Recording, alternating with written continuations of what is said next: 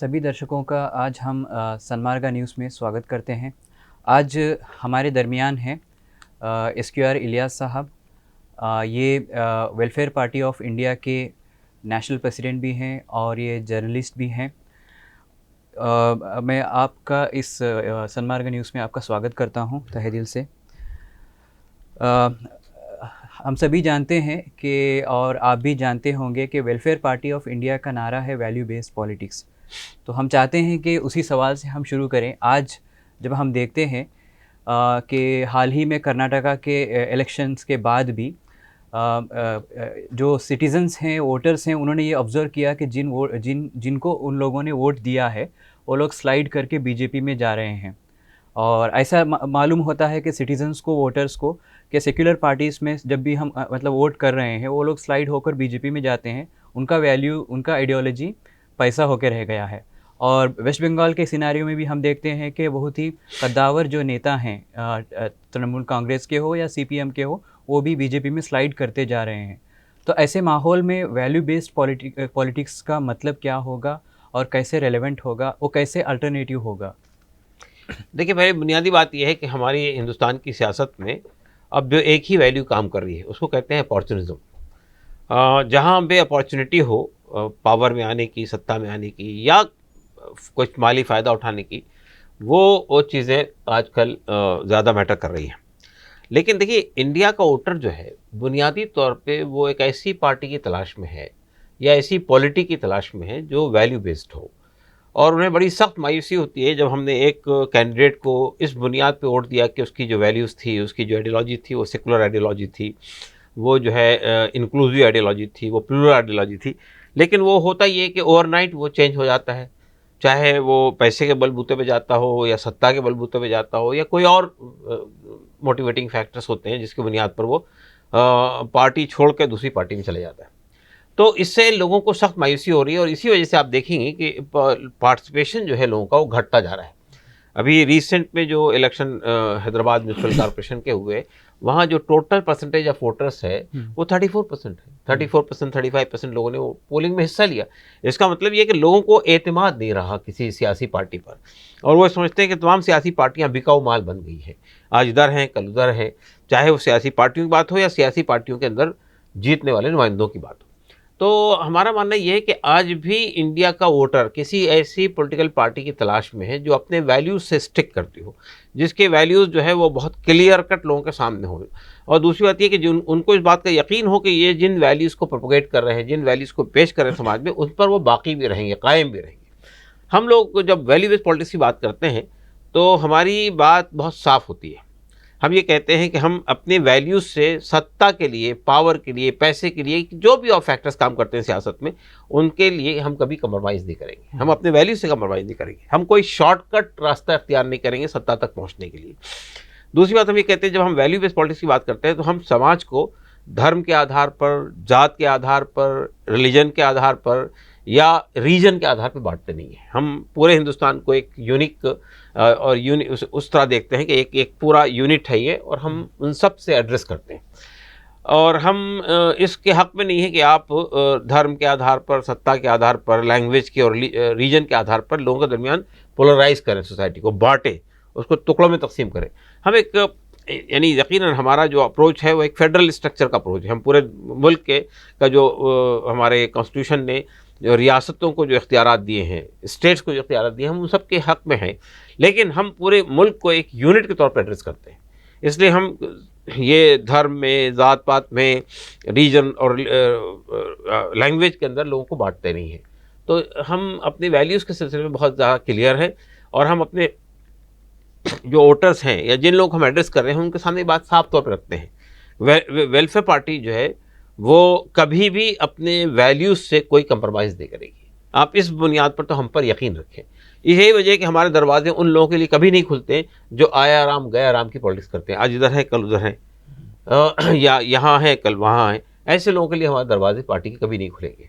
हम उन्हीं लोगों को अपनी पार्टी में इनरोल करते हैं, लेते हैं, जो हमारी आइडियोलॉजी से इत्तेफाक करते हैं और उस पर कायम रहने का वादा करते हैं। तो इसी को आगे बढ़ाते हुए यानी अगला सवाल मैं आपसे ये पूछना चाहता हूँ कि आज जब हम देख रहे हैं कि जहाँ जैसे अगर वैल्यू सिस्टम ही ये बन जाए, पैसा बन जाए और उसकी बेसिस पर जब स्लाइड होता जाए, ऐसे हालात में जहाँ पर एक पावर स्ट्रगल भी हो रहा हो, इन हालात में एक लोकल जो सेल्फ गवर्नेंस का जो आइडिया है, उसका क्या माना वेलफेयर पार्टी के नज़दीक वैल्यू बेस्ड पॉलिटिक्स के इसमें तनाजुर में कैसे रखता है? और दूसरा ये है कि जो रिसेंटली केरला में जो लोकल यानी पंचायत इलेक्शंस के जो रिज़ल्ट्स हैं, यानी काफ़ी अच्छे रिज़ल्ट्स हम लोगों को देखने के मिले हैं आपकी पार्टी से। तो हम ये जानना चाहते हैं कि जो लोकल सेल्फ गवर्नेंस का जो आइडिया है, उसको ओवरऑल तौर पर वैल्यू बेस्ड पॉलिटिकल इसमें फ्रेमवर्क में कैसे देखती है WPI, और साथ साथ में जो रिज़ल्ट है रीसेंट केरला का, उसको कैसे देखती है। और ये भी इसमें ऐड करना चाहता हूँ कि अभी आने वाले दिनों में कर्नाटका में भी पंचायत इलेक्शंस होने जा रहे हैं, उसमें भी वेलफेयर पार्टी के प्रेसिडेंट की हैसियत से आपके क्या एक्सपेक्टेशंस हैं और क्या उम्मीदें आप यहाँ रखते हैं? देखिए, हमारे यहाँ जो लोकल बॉडी का जो कंसेप्ट आया पंचायत इलेक्शन का, और लोगों के पॉलिटिक्स में यानी इन्वॉल्वमेंट का और रूल का, वो ये एक बहुत यूनिक आइडिया है कि पंचायत लेवल तक सिस्टम को लेके जाइए और लोगों को ये एहसास दिलाइए कि भाई आप ही फैसला करेंगे, आप ही चलाएंगे, आप ही अपने मुस्तकबिल का फैसला करेंगे।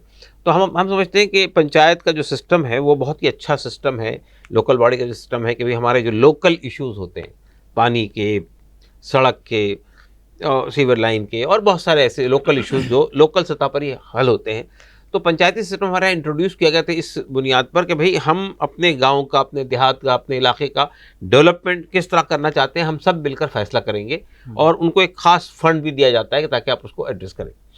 लेकिन बदकिस्मती से ये जो पार्टी पॉलिटिक्स का जो कंसेप्ट हमारे मुल्क में चल रहा है, उसने यहाँ भी करप्शन को बहुत ज़्यादा पहुँचा दिया नीचे लेवल तक के, कि जो पंचायतें इलेक्ट होकर आती हैं उनके पास या तो पैसा नहीं होता है, या पैसा होता है तो वो उनके वेलफेयर के लिए इस्तेमाल नहीं होता है। तो देखिए, हम लोग जहाँ जहाँ भी पंचायत इलेक्शन में हिस्सा लेते हैं, हम अपने जो उन लोगों को जो इलेक्ट होते हैं या जिन लोग जो कैंडिडेट होते हैं, उनको पहले हम उनकी ट्रेनिंग करते हैं, उनको समझाते हैं कि पंचायत का सिस्टम क्या है और वो क्या आपसे डिमांड करता है। और हम लोगों को ये बताते हैं कि देखिए, पंचायत में जब आप इलेक्ट हो जाएंगे तो आपको वहाँ की जो बुनियादी इशूज़ हैं, जो आम इंसानी समाज के बुनियादी मसाइल हैं, उनको हल करना है। और एक ऐसा गांव, एक ऐसा देहात हमको बनाना है जो अपने हर एतबार से सेल्फ सफिशिएंट हो, खुद कफील हो। तो एक तो वो हम काम करते हैं। उसके बाद जब वो इलेक्ट हो जाते हैं तो फिर हम उनके सामने ये पूरा सिनेरियो रखते हैं कि गवर्नमेंट की क्या क्या स्कीम्स हैं जो पंचायत लेवल पे यानी आपको इन्फोर्स करना है, पंचायत लेवल पे लागू करना है, और कौन से ऐसी स्कीम्स हैं जिन्हें हमें खुद प्रपोजल देकर हासिल करने की कोशिश करनी चाहिए, ताकि हम एक, देखिए हमारे, आप देख रहे हैं कि इस वक्त में जो सिस्टम है रूरल और अर्बन का, पूरा डेवलपमेंट अर्बन एरियाज में हो रहा है, चाहे इंडस्ट्रियलाइजेशन का मामला हो, चाहे किस, तो जॉब्स भी वहीं क्रिएट होते हैं, एजुकेशन इंस्टीट्यूशन भी वहीं बनते हैं, और पूरा डेवलपमेंट का काम भी वहीं होता है। नतीजा ये होता है कि हमारे यहाँ रूरल से अर्बन की तरफ माइग्रेशन बहुत बड़े पैमाने पर हो रहा है। बहुत बड़े पैमाने पर लोग अर्बन एरिया में आते हैं और फिर घेटोज में रहते हैं, झुग्गी झोपड़ी में रहते हैं और बुनियादी सहूलतों से महरूम होते हैं। हम समझते हैं कि अगर कोई ऐसा सिस्टम बन जाए इंडिया में कि जितने ऐसे काम हैं या जैसे जितने ऐसे प्रोडक्ट हैं एग्रीकल्चर के अंदर, चीज़ें जो गांव और देहात में प्रोड्यूस होती है, उसका प्रोसेसिंग, उसका पूरा सिस्टम वहीं पर हो, वहीं पे एजुकेशन इंस्टीट्यूशंस हों, वहीं पर जो है आपके जॉब्स का वो हो, ताकि उनको माइग्रेट करने का वो ना बने और उनको उसी लेवल के ऊपर सब डेवलपमेंट। तो हम चाहते हैं कि हम एक ऐसे निज़ाम की तरफ ले आना चाहते हैं मुल्क को, जिसमें गांव और देहात भी अपने आप में एक पूरा यूनिट हो, हर चीज़, उनकी ज़रूरत की हर चीज़ वहाँ अवेलेबल हो। मैंने अमेरिका में एक जगह है नॉर्थ कैरोलिना, उसको विज़िट किया था। नॉर्थ कैरोलिना जो है ना, बेसिकली एक एग्रीकल्चर यूनिट है। वहाँ पर उसका जो रैले, उसका जो शहर है, जो कैपिटल है, वहाँ पर जितनी एग्रीकल्चर से मुताल्लिक़ चीज़ें हैं वहाँ अवेलेबल है। एग्रीकल्चर यूनिवर्सिटी वहाँ है और चीज़ वहाँ है। मैंने जाकर देखा वहाँ गांव और देहातों में पूरा गांव खाली है, कोई भी नहीं है। दिन के औकात में पता चला कि सब घर के मर्द औरत जो है खेतों में काम करने के लिए गए, फिर वापस आते हैं, फिर उनकी ज़रूरत की हर चीज़ वहाँ अवेलेबल है, उनको माइग्रेट करने की ज़रूरत नहीं है। हम ये सिस्टम अपने यहाँ भी चाहते हैं कि हमारे मुल्क के अंदर भी एक ऐसा सिस्टम बन जाए कि गांव और देहात के अंदर इंसान की ज़रूरत की हर चीज़ वहाँ अवेलेबल हो, ताकि उनको कहीं और देखने की ज़रूरत न पड़े।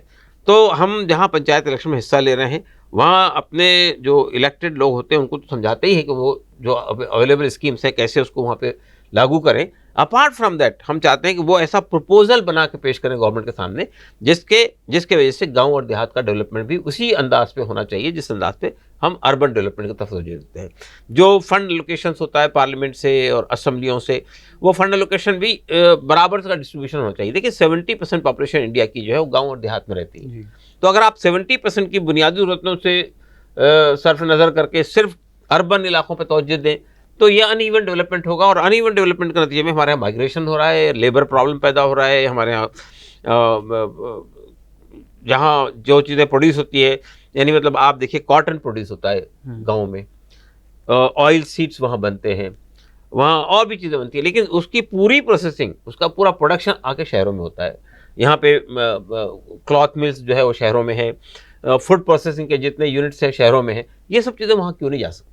वहाँ इंफ्रास्ट्रक्चर क्यों डेवलप नहीं हो सकता है? वहाँ तक कि आपके रोड्स क्यों नहीं बन सकते हैं? वहाँ तक कि जो है कम्युनिकेशन सिस्टम क्यों नहीं बन सकता है? वहाँ पे इंटरनेट की फैसिलिटीज़ क्यों नहीं होती है? तो ये सब चीज़ें हम एक गाँव और देहात में देखना चाहते हैं, और यही हम अपना एक प्रपोजल गवर्नमेंट के सामने भी रखेंगे, और हम चाहते हैं कि हमारे जो लोकल बॉडी में जो लोग इलेक्ट हो रहे हैं वो उसी तर्ज पे उसको डेवलप करने की कोशिश करें। जी। और जो रिजल्ट्स को आप कैसे देखते हैं केरला के लोकल पंचायत के, और कर्नाटका में जो आने वाले इलेक्शंस हैं उससे क्या आप देखिए केरला के जो रिजल्ट आए हैं, हम इस पर खुश हैं। हम इससे ज़्यादा की एक्सपेक्टेशन भी रखते थे। इसकी वजह ये थी कि पिछली बार हमारी वहाँ की लोकल बॉडी में 42 सीट्स थी, वो बढ़कर 65 हुई है। लेकिन आप देखिए कि इस बार जो था मुकाबला बड़ा टफ था, हमारे खिलाफ बहुत प्रोपेगेंडा किया गया, और अफसोस की बात हम ये कहना चाहते हैं कि ये प्रोपेगेंडा किसी और की तरफ से नहीं हुआ, सीपीएम की तरफ से हुआ। रूलिंग पार्टी जो है इस वक्त वहाँ पे उसके तरफ से किया गया, जबकि 2015 में उनका हमारे साथ सीट एडजस्टमेंट था, हमारे साथ उनकी अलायंस मौजूद था। तो अगर आप हमको कम्युनल पार्टी ब्रांड कर रहे हैं तो कल आप हमारे साथ क्यों खड़े थे? कल आपने क्यों हाथ मिलाया था? फिर दूसरी बात ये कि आप यहाँ हमको कम्युनल पार्टी ब्रांड करते हैं और वेस्ट बंगाल में हमारे साथ हाथ मिलाते हैं, हमारे साथ मिलकर जो है सीएए की मूवमेंट लॉन्च करते हैं, हमारे साथ मिलकर आप इलेक्शन लड़ने की बात कर रहे हैं। तो ये जो दोगलापन है सियासत के अंदर, ये जो डबल स्टैंडर्ड है, ये नहीं होना चाहिए। आप एक स्टैंडर्ड बनाइए। आप यहाँ सीपीएम जो है कांग्रेस पार्टी से लड़ रही है, वहाँ सीपीएम कांग्रेस से हाथ मिला रही है, नेशनल लेवल पे हाथ मिलाती है। तो देखिए आपके पॉलिटिकल कंपटीशन चाहे कुछ भी हो, हमारा कहना ये है कि आपके अंदर ये जो डबल स्टैंडर्ड है ये नहीं होना चाहिए। तो इस बार एक पहलू ये अच्छा है कि मेन स्ट्रीम मीडिया में, इंडियन एक्सप्रेस में, टाइम्स ऑफ इंडिया में, चैनल्स में हमारी पार्टी का नाम बहुत आया, और एक ज़ाहिर है कि वो निगेटिव बुनियाद पर लाया गया। लेकिन बहरहाल सियासत के अंदर तो अगर आपका नाम उछल रहा है तो ये भी मैटर करता है। अच्छे लोग जो होते हैं वो मुतवज्जो होते हैं कि भाई ये कौन सी पार्टी है, देखें सही, हमारी आइडियोलॉजी को पढ़ेंगे, हमारे कंसेप्ट पेपर को पढ़ेंगे, उससे उनको लगेगा ये पार्टी क्या है। तो हम केरला के जो रिज़ल्ट है उससे बहुत मुतमईन है, और हमें उम्मीद है कि अब ये ग्राफ नीचे नहीं जाएगा, अब ये ग्राफ आगे ही बढ़ेगा। इसी तरह से कर्नाटक में आप जानते हैं कि पंचायत के इलेक्शन आ रहे हैं।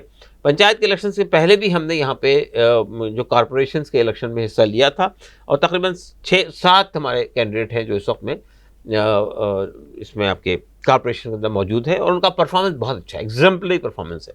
और हमें ये उम्मीद है कि आने वाले पंचायत के इलेक्शन में भी हमारी पार्टी के अफराद जो समाज में रहते हैं, उनके कैरेक्टर को देखकर, पार्टी की अपनी आइडियोलॉजी को देखकर, पार्टी की अपनी कंसेप्ट को देखकर लोग पार्टी की तरफ मुतवज्जो होंगे। और आज नहीं तो कल बहरहाल ये चीज़ लोग रियलाइज़ करेंगे कि हम जिस पार्टी की तलाश में थे, हम जिस विकल्प के, जिस ऑल्टरनेटिव तलाश में थे, वो ऑल्टरनेटिव ये है, वेलफेयर पार्टी ऑफ इंडिया। तो हमें उम्मीद है कि जिस तरह से हम बिट बाय बिट आगे बढ़ रहे हैं, एक वक्त ऐसा आएगा कि हम जिस वेलफेयर स्टेट को इस मुल्क में कायम करना चाहते हैं वो ख्वाब शर्मिंदा ताबीर होगा। जी, मैं ये पूछने वाला ही था कि मतलब जो वेलफेयर पार्टी ऑफ इंडिया पर जो इल्ज़ाम रहा है पंचायत इलेक्शन में केरला में कि वो एक कम्युनल पार्टी है, और कल का ट्वीट भी वहाँ के जो मुख्यमंत्री, पार्टी के अलावा मुख्यमंत्री ने भी ये ट्वीट किया है कि यूडीएफ को मतलब कम्युनल पार्टीज लाइक यानी वेलफेयर पार्टी और क्या नाम है इंडियन यूनियन मुस्लिम लीग के साथ में अलायंस में होने का, ये जो लांछन है जो चला आ रहा है, इलेक्शन से पहले भी चला, इलेक्शन के दौरान भी चला, और इलेक्शन के रिजल्ट्स आने के बाद भी ये इल्ज़ाम चल रहा है।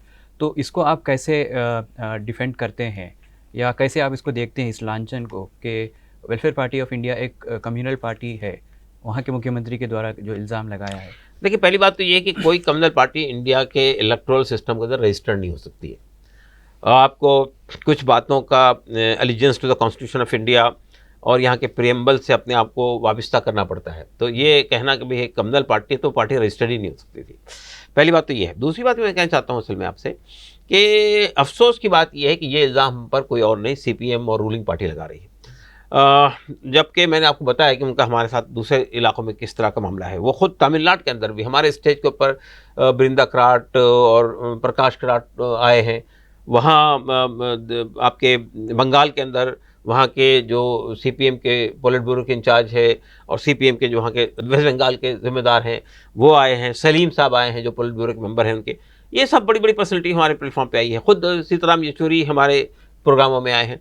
तो ये कहना कि सब हम एक कम्युनल पार्टी है, ये उन लोगों को जेब नहीं देता है जो हमारे साथ सीट शेयर कर रहे हैं, हमारे साथ जो है स्टेज शेयर कर रहे हैं, उन लोगों को ये जेब नहीं देता। लेकिन ये बदकिस्मती है कि हिंदुस्तान की सियासत जो है अब वो किसी वैल्यू सिस्टम के अंदर पाबंद नहीं है। वो समझती है कि अगर अपने हम हरीफ को ज़ेर करना है तो उस पर इल्ज़ाम लगाना चाहिए, उस पर उसको एक कम्युनल पार्टी ब्रांड करना चाहिए, उसकी पॉपुलरिटी को जो है किसी तरह से हम रोकने की कोशिश करनी चाहिए। अगर कोई पॉलिटिक्स में आना चाहता है तो उसको अपना प्रोग्राम लेकर आना चाहिए। वो किस तरह का डेवलपमेंट करना चाहता है, उसके जहन में क्या कंसेप्ट है पूरे इसके सिलसिले में, उसको लेकर आना चाहिए। दूसरों पर ये इल्ज़ाम लगाना ये इस बात को दर्शाता है कि आपके पास कोई विजन नहीं है डेवलपमेंट का। अगर आपके पास विजन डेवलपमेंट को तो आप उसको लेकर आइए, पब्लिक के सामने अपने विजन की बुनियाद पर वोट मांगिए, ना कि हम किसी और को बदनाम करके आप वोट मांगने की कोशिश कर रहे हैं। तो ये बेसलेस चीज़ है, ये इल्ज़ाम हमारे ऊपर में कम्युनल पार्टी होने का। आप हमारे लिटरेचर को उठाकर देख लीजिए, हमारे कॉन्स्टिट्यूशन को देख लीजिए, हमारे कंसेप्ट को देख लीजिए, उससे कहीं भी ये चीज़ साबित नहीं होती कि हम एक कम्युनल पार्टी। नंबर 1।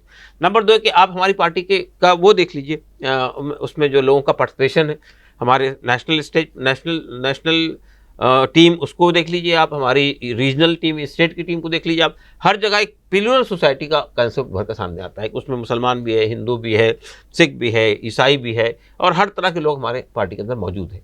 इसलिए हम पर ये तो बिल्कुल ही बेबुनियाद इल्ज़ाम है कम्युनलिज्म का, इसलिए हम इसको रिजेक्ट करते हैं।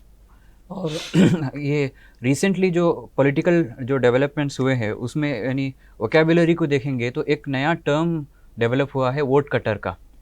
बिहार इलेक्शन में भी वो टर्म यूज़ हुआ और पिछले 2019 के इलेक्शन में भी वो इस्तेमाल होता रहा है। और हाल में पंचायत इलेक्शन के जो रिज़ल्ट्स आए हैं केरला में, उसके बाद में वो इल्ज़ाम जो अलायंस है UDF, IUML और वेलफेयर पार्टी ऑफ इंडिया का, इस पर भी ये इल्ज़ाम लगा कि ये जो अलायंस है ये वोट कटर है। और जिसकी वजह से क्या हुआ है कि आज अगर 120 से ज़्यादा अगर सीट्स वहाँ पर बीजेपी लाई है, उसका एक रीज़न ये अलायंस भी है, ये इल्ज़ाम इस अलायंस पर भी है। तो इस पर आपका क्या तबसरा है? देखिए, पहली बात तो ये कि आप वोट कटर किस बुनियाद पे कहते हैं। आपका कहना ये है कि आपके अलावा किसी और को मैदान में नहीं होना चाहिए सियासत में। ये देखिए, हमारे मुल्क में तकरीबन 1900 से ज़्यादा पार्टियाँ रजिस्टर्ड हैं। अगर कोई पार्टी कहीं भी जाती है किसी इलेक्शन में लड़ने के लिए तो उस पर यह इल्ज़ाम लगा देना कि ये वोट कटर, किसका वोट काट रही है भाई? सवाल ये पैदा होता है कि अगर आप सीरियसली बीजेपी से लड़ रहे हैं, बीजेपी से आपको डिफीट देना है, तो फिर आप हमारे साथ अलायंस कीजिए। अगर आप समझते हैं भाई हमारा एक वोट बैंक है, हमारे पास एक वोट है, एक साइजेबल वोट है, तो अगर साइजेबल वोट है, मिसाल के तौर पे बंगाल के इलेक्शन होने जा रहे हैं, हमने सबसे पहले बंगाल के इलेक्शन के लिए 2 महीने पहले हमारी एक प्रेस कॉन्फ्रेंस हुई थी वहाँ पे, उसमें हमने ये बात साफ तौर पे कही है, अगर वाकई बीजेपी के खतरे को रोकना है तो हमारा मुतालबा ये है कि TMC, कांग्रेस, CPM और वेलफेयर पार्टी एक स्टेज पर आए, एक अलायंस बनाए। अगर आप वाकई सीरियस है इस मामले में तो, या हम पर से भी इल्ज़ाम लगाना कि हम वोट कट रहे हैं, ये बेबुनियाद इल्ज़ाम है। दूसरी बात ये कि आप क्या वाकई सीरियसली बीजेपी को टैकल करना चाहते हैं? आपसे मेरी मुराद ये है कि जो सेकुलर पार्टियां हैं वो तो अंडर हैंड डील करती हैं उनके साथ में।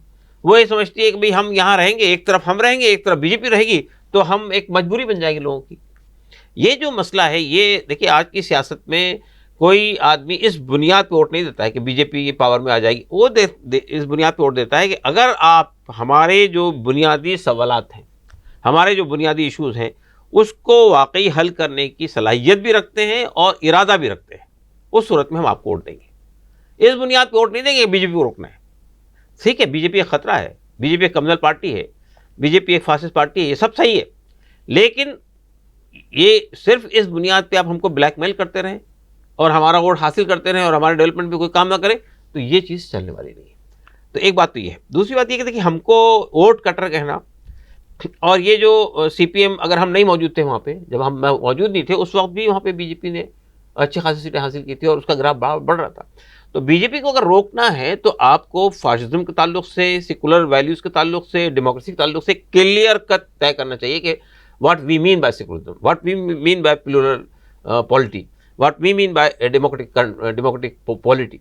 अगर ऐसा नहीं है, आप दोगलापन इख्तियार करें, कभी इधर भी है कभी इधर भी है। राम मंदिर के सवाल के ऊपर में अगर आप ये कहते हैं कि भाई ठीक है बीजेपी के लिए तो वो इशू है, लेकिन जब आप भी ईंटें भेज रहे हैं वहाँ पे, आप भी एक सेकुलर पार्टी होने के ताल्लुक से उसको अप्रिशिएट कर रहे हैं, आप भी ये बता रहे हैं कि यहाँ तक तो हमने पहुँचाया मामले को, इसका क्या मतलब हुआ?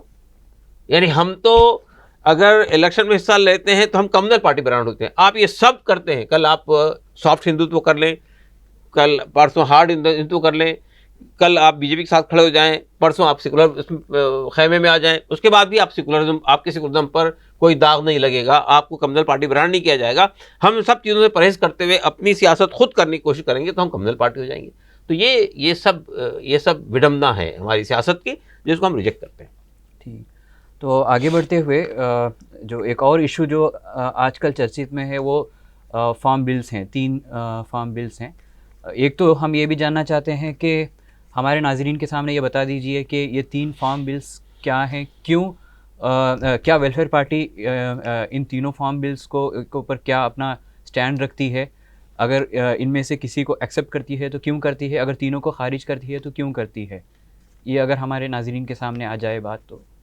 देखिए, असल में हमारे मुल्क में तकरीबन 1992 से इकनॉमिक पॉलिसीज़ में जो हमने चेंज की है, और हमने जो बिल्कुल वहाँ से 90 के एंगल में उसको छलांग लगाई है, वो वहीं से मामला ख़राब होना शुरू किए।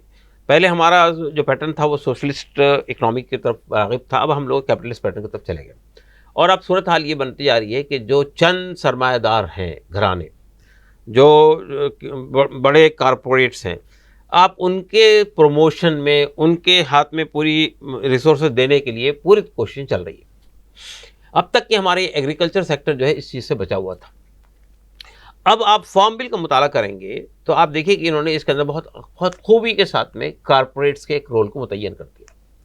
दूसरी बात है कि हमारे यहाँ बुनियादी तौर पे हमारी सियासत में और हमारी जमहूरियत में एक चीज़ बहुत बुनियाद की चीज़ थी कि अगर आप किसी के ताल्लुक़ से कोई कानून बना रहे हैं, वेमेन के ताल्लुक़ से बना रहे हैं, यूथ के ताल्लुक़ से बना रहे हैं, या फार्मर्स के ताल्लुक़ से बना रहे हैं, या लेबरर्स के ताल्लुक़ से बना रहे हैं, तो जो स्टेक होल्डर्स हैं जिनको वो कानून अफेक्ट करने वाला है, पहले आप उनसे डायलॉग करेंगे, उनसे डिबेट करेंगे, उनसे बात करेंगे और उनको बताएंगे भाई ये हम चीज़ लाना चाहते हैं, क्या आपके लिए एक्सेप्टेबल है? अगर उनके लिए एक्सेप्टेबल नहीं तो आप कैसे उनके ऊपर कोई चीज़ लाद सकते हैं? जमहूरियत का ये मतलब नहीं होता है कि हमने अगर आपको इलेक्ट करके भेज दिया तो आप मालिक हैं जो चाहे फैसला करें, ऐसा नहीं होता है। वो हमारे हम यही वजह कि हम पार्टी में भी ये बात कहते हैं कि हम इंक्लूसिव डेमोक्रेसी के हक़ में हैं, हम पार्टिसिपेटरी डेमोक्रेसी के हक़ में हैं। ये नहीं है कि जो 543 लोग पार्लियामेंट में इलेक्ट करके भेज दिए गए वो जो चाहें हमारा मुस्तकबिल तय कर दें, हमसे पूछने की ज़रूरत भी महसूस ना करें। तो फॉर्म बिल को हम इसलिए रिजेक्ट करते हैं कि जिन लोगों के लिए बनाया गया है उनसे पूछने की ज़हमत गवारा नहीं की। अब आप डायलॉग कर रहे हैं किसानों के साथ में, ये बात आपने पहले क्यों नहीं की थी? और डायलॉग भी क्या कर रहे हैं, आप समझा रहे हैं उनको ये अच्छे हैं, आपके हक़ में, वो कहते नहीं हमारे हक़ में नहीं है, ये हमारे खिलाफ है। तो फॉर्म बिल जब मंजूर किए गए थे, जिस तरह मंजूर किए गए थे पूरे मुल्क ने देखा, भाई आपकी अक्सरियत है लोकसभा के अंदर, आप जो चाहे वहाँ कर लें। राज्यसभा में आप मैनेज करते हैं पार्टियों को, आप जो है वो किसी को एब्सटेन कराते हैं, किसी को पैसे देकर अपने हक़ में फैसला करवाते हैं। तो फॉर्म बिल जो मंजूर किए गए हैं वो इसी तरह से मंजूर किए गए हैं। और हम इसको उस वक्त भी जब फॉर्म बिल मंजूर हुए थे उस वक्त भी हमने एक प्रेस रिलीज देकर ये कहा था कि हम इसको रिजेक्ट करते हैं, ये फॉर्म बिल कारपोरेट को फैसिलिटेट करते हैं, किसानों को फैसिलिटेट नहीं करते हैं। एक बात तो ये। दूसरी बात है कि हमारे मुल्क में अब CAA NRC के बाद से जो रास्ता लोगों ने अपनाया है कि अगर हुकूमत कुछ ऐसे फैसले कर रही है हमारे बारे में जो हमारे लिए एक्सेप्टेबल नहीं है, और अगर हुकूमत और हमारे इलेक्टेड नुमाइंदे चाहे वो किसी भी पार्टी से हो हमारी बात कम्युनिकेट नहीं कर रहे हैं पार्लियामेंट में, या हमारी बात को रिप्रेजेंट नहीं कर रहे हैं वहाँ पर, तो फिर हम अपने हाथ में वो लेंगे और मैदान में आएंगे, ताकि हम हुकूमत को भी समझा सकें, हम जो है पब्लिक को भी समझा सकें, हम मीडिया के जरिए से लोगों तक कम्युनिकेट भी कर सकें और लोगों को बता सकें कि ये जो कानून है ये डिस्क्रिमिनेटरी है, ये इल्लीगल है, ये अनकॉन्स्टिट्यूशनल है, और हम ये कहें कि भाई हमारे लिए एक्सेप्टेबल नहीं है। CAA तहरीक ने ये एक रास्ता दिखाया मुल्क को, और उसके बाद से अब मैं महसूस ये कर रहा हूँ कि हर तबका अब इस बुनियाद पे मैदान में आ रहा है। तो हमारे जो फार्मर्स पंजाब से, हरियाणा से, राजस्थान से, उत्तर प्रदेश से दिल्ली के बॉर्डर पे जमा है, ये बुनियादी मसला ये है कि वो फार्म बिल उनको हिट कर रहे हैं। उनको अंदाज़ा हो रहा है कि साहब हमारे लिए जो चीज़ हुकूमत बनाई है वो हमारे फेवर में नहीं है, कारपोरेट्स के फेवर में। नंबर एक। नंबर दो आती है कि हमारे यहाँ स्वामीनाथन कमीशन बनाया था गवर्नमेंट ने, कमेटी बनाई थी। उसने एक बहुत ही एग्रीकल्चर को और फार्मर्स के हालात को देखते हुए एक बहुत अच्छे रिकमेंडेशन प्रपोजल दिए। कांग्रेस के ज़माने में ये चीज़ बनी, लेकिन वो आज तक इम्प्लीमेंट नहीं हुई। किसानों का मुतालबा ये है कि स्वामीनाथन कमीशन की रिपोर्ट वो उसकी रिपोर्ट को जो है वो लागू किया जाए। उसमें एक बुनियादी सवाल ये है कि गवर्नमेंट किसी भी प्रोडक्ट के बारे में, जो एग्रीकल्चर प्रोडक्ट्स होते हैं, उन जो चीज़ें पैदा करता है किसान, उसके बारे में एक MSP का एक कंसेप्ट है, मिनिमम सपोर्ट प्राइस।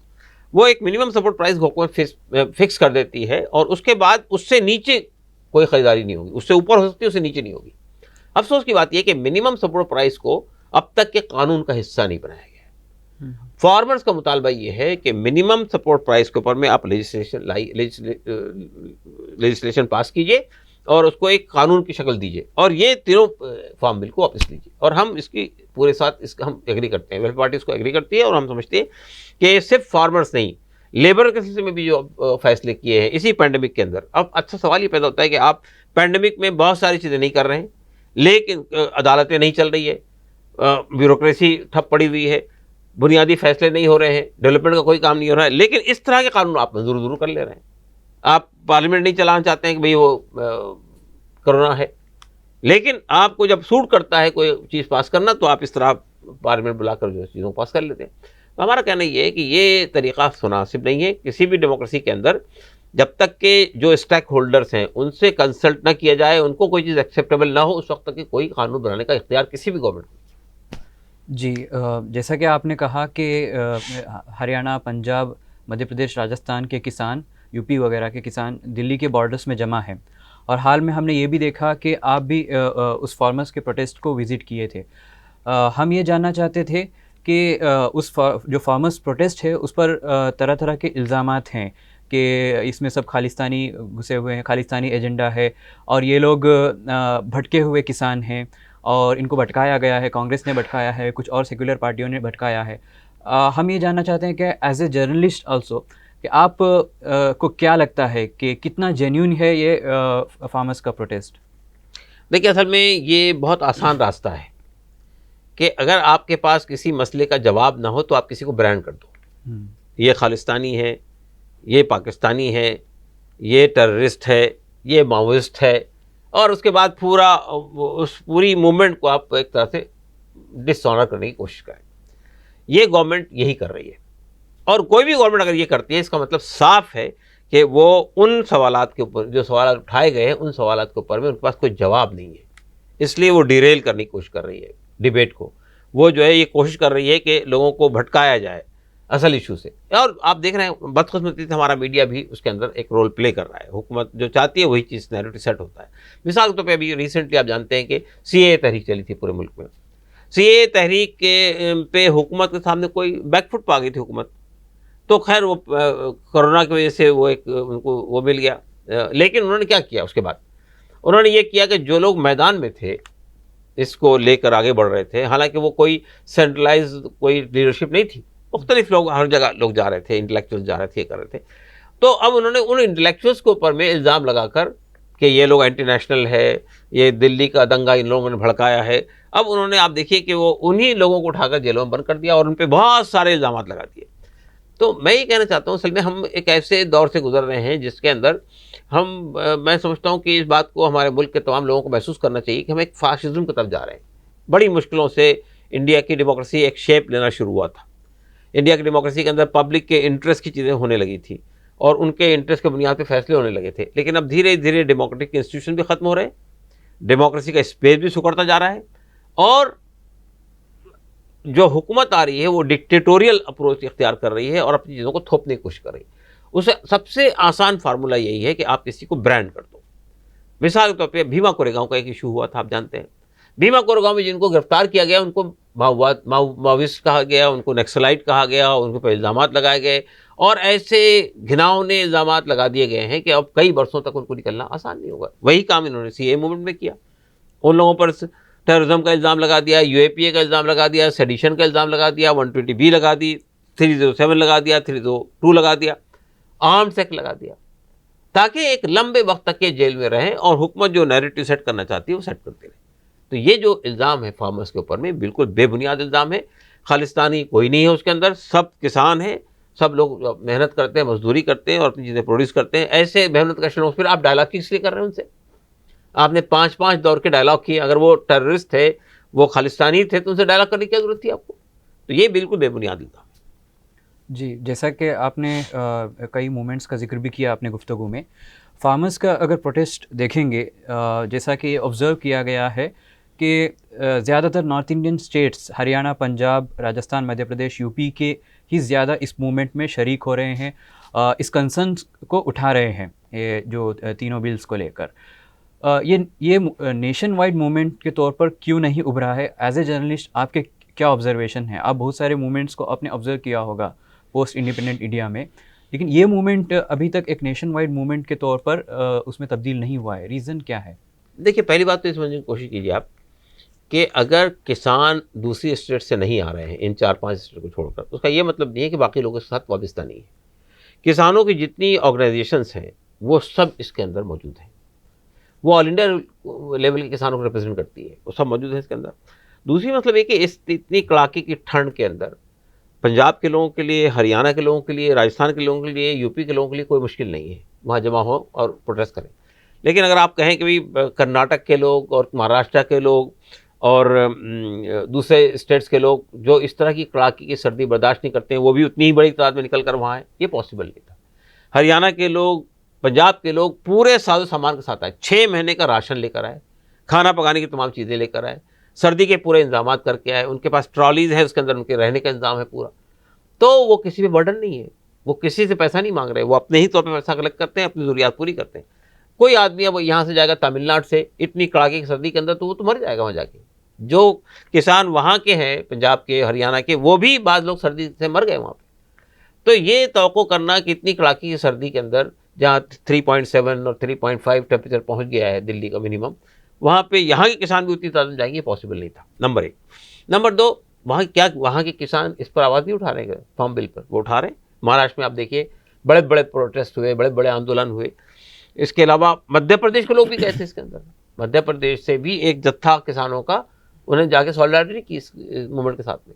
तो ये कहना कि ये सिर्फ पंजाब, हरियाणा और यूपी और राजस्थान किसान है, ये बात सही नहीं है। हर जगह किसान है। ये कहना कि इसमें सिर्फ बड़े किसान है, ये भी सही नहीं है, छोटे छोटे किसान भी है। तो जैसा कि आपने मूवमेंट्स का जिक्र किया और साथ में प्रोफाइलिंग का भी जिक्र किया, उसी ज़िमन में आपसे ये पूछना था, सीएए मूवमेंट के दरमियान बहुत सारे लोगों को बहुत सारी टाइप की प्रोफाइलिंग हुई है, उसमें आपके फर्जन को भी प्रोफाइलिंग किया गया और उनको जेल में डाला गया यूएपीए चार्जेस के अंडर।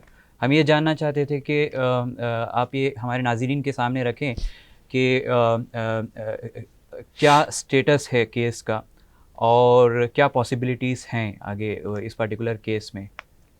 देखिए, उमर खालिद बहरहाल एक सोशल एक्टिविस्ट हैं और वो उस मूवमेंट के अंदर शामिल थे जो किसान आपके सीए के ख़िलाफ़ तहरीक चली थी, और वो पूरे मुल्क में गए, हर जगह जाके उन्होंने लोगों को एड्रेस किया और अपनी बात रखी। ऐसे और भी लोग हैं जो दिल्ली के अंदर मौजूद हैं, कुछ इंटेलेक्चुअल्स हैं, कुछ वर्कर्स हैं जो इस मूवमेंट में शामिल थे। उनमें से 23 से 24 लोगों को इन्होंने अब तक, प्रोमिनेंट लोगों को गिरफ्तार किया और एक लंबी फहरिस्त अभी इनके पास में है। उमर खालिद को ये मास्टरमाइंड बता रहे हैं। उमर खालिद को बताते हैं कि ये बेसिक यानी पूरी प्लानिंग का बुनियादी हिस्सा थे ये, और शर्जील इमाम दोनों ने ही पूरी की, बाकी सब लोगों को इसमें उन्होंने जोड़ा। अगर आप उमर खालिद की चार्जशीट पढ़ेंगे तो पूरा एक अफसाना क्रिएट किया है, आपको पढ़िए, उसमें लगता है कि भाई ये अजीब व गरीब तुम चार्जशीट, उसमें और किसी का कोई एविडेंस नहीं है। और पुलिस ने, और बुनियादी तौर पे दिल्ली की पुलिस जो कुछ कर रही है वो होम मिनिस्ट्री के तहत कर रही है। आप जानते हैं कि दिल्ली पुलिस सेंट्रल गवर्नमेंट के अंडर में होती है, दिल्ली यानी होम मिनिस्ट्री के अंडर में होती है। उन्होंने उमर खालिद पर जो इल्ज़ामात लगाए हैं, पहले बात तो ये लगाई कि एक तकरीर हुई थी उमर खालिद की यहाँ अमरावती में, महाराष्ट्र में, वो वेलफेयर पार्टी का एक प्रोग्राम था। वेलफेयर पार्टी प्रोग्राम में उन्होंने आके तकरीर की और कहा कि हम गांधी के रास्ते अख्तियार करेंगे, वो हमको थप्पड़ मारेंगे, हम एक गाल पे दूसरा गाल पेश कर देंगे। इस तरह की बहुत सारी बातें उसमें थी। उसमें वो अमित शाह ने उस तकरीर का हवाला दिया पार्लियामेंट के अंदर। लेकिन अगर आप पूरी तरह उस तकरीर को सुन लेंगे तो आप कहेंगे इसमें कोई बात ऐसी नहीं है, इस पूरी तकरीर के अंदर पूरी डेमोक्रेटिक मूवमेंट थी। तो ये पूरे इल्ज़ाम बेबुनियाद हैं कि ये लोग मास्टरमाइंड थे और ये जो कम्युनल राइट हुआ इन लोगों ने इंस्टिगेट किया या ये लोग उसके वो थे, ये बिल्कुल गलत बात है। हर आदमी जानता है दिल्ली के अंदर कि दिल्ली के नॉर्थ ईस्ट दंगे जो हुए थे किसने कराए थे और क्यों करवाए थे। उन लोगों को तो आपने हटा दिया बिल्कुल, उन पर वो FIR तक नहीं हुई, उन पर कोई चार्जशीट तक नहीं हुई, उनको पूछा, बातचीत की, उनको छोड़ दिया।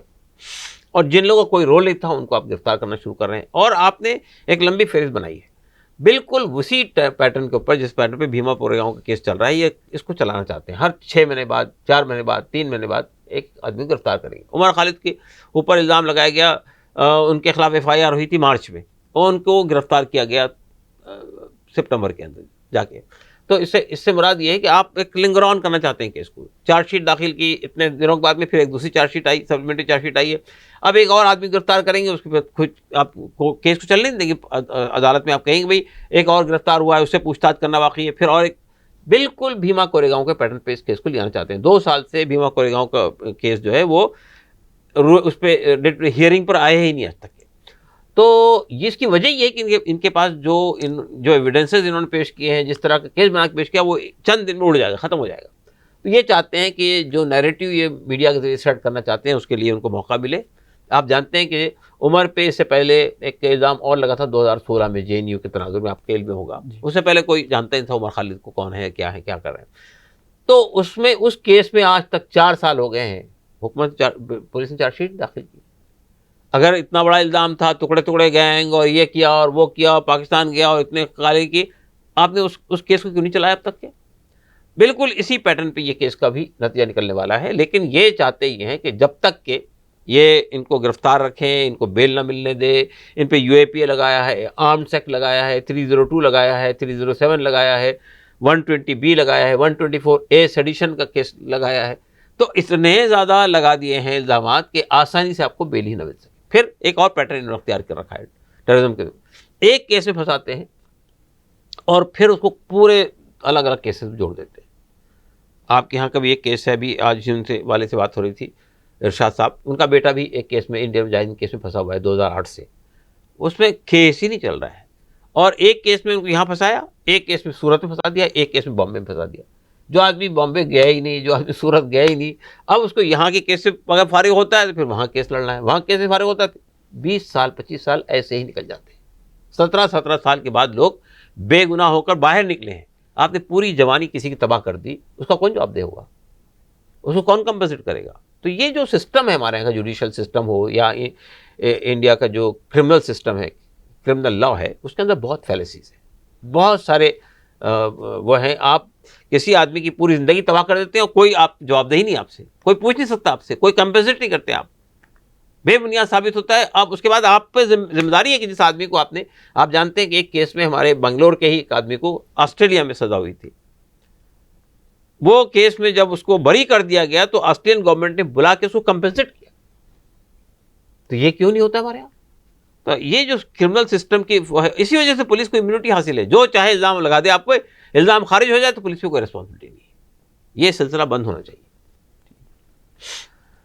तो नाजरीन, ये थे इसके और इलियास साहब हमारे दरमियान आज मौजूद थे और हमारे सामने बहुत सारे एस्पेक्ट्स, बहुत सारे इश्यूज़ पर बात रखी है। फार्मर्स मूवमेंट से लेकर वैल्यू बेस्ड पॉलिटिक्स क्या है और क्या उसकी क्या ज़रूरत है आज के हालात में, इस पर भी इन्होंने तबसरा किया। और साथ साथ में जो वेरियस मूवमेंट्स हैं उनको भी उन्होंने टच किया है, जैसा CAA मूवमेंट एक्सेट्रा पर भी इन्होंने बात की है।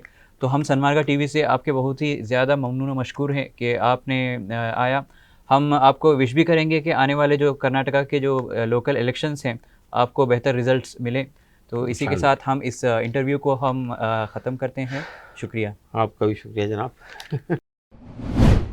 ಇಂತಹ ಹಲವು ಸುದ್ದಿ ಮಾಹಿತಿ ವಿಶ್ಲೇಷಣೆಗಾಗಿ ಸನ್ಮಾರ್ಗ ನ್ಯೂಸ್ ಸಬ್ಸ್ಕ್ರೈಬ್ ಮಾಡಿ, ನಿರಂತರ ನೋಟಿಫಿಕೇಶನ್ ಪಡೆಯಲು ಬೆಲ್ ಐಕಾನ್ ಒತ್ತಲು ಮರೆಯದಿರಿ.